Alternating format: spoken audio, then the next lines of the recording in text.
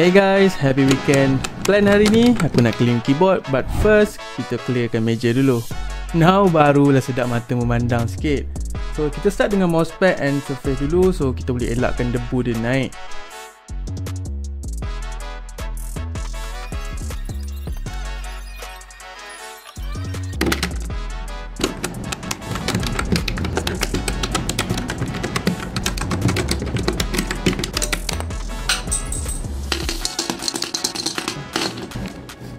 So technically kotor gila bro. Ini aku rasa last bila? Aku rasa dah 6 bulan 7 bulan. Then kita nak cleankan benda ni.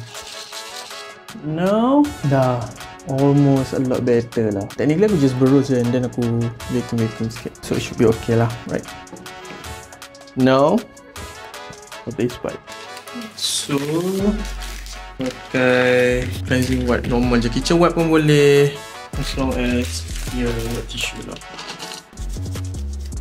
A lot better lah. Now ni lah part yang paling korang kena banyak sangat sabar. Sebab nak clean keycap ni bukan senang. Korang nak kena cuci satu-satu. But definitely worth it. Tambah-tambah lagi kalau korang pakai keyboard yang warna putih macam aku punya ni.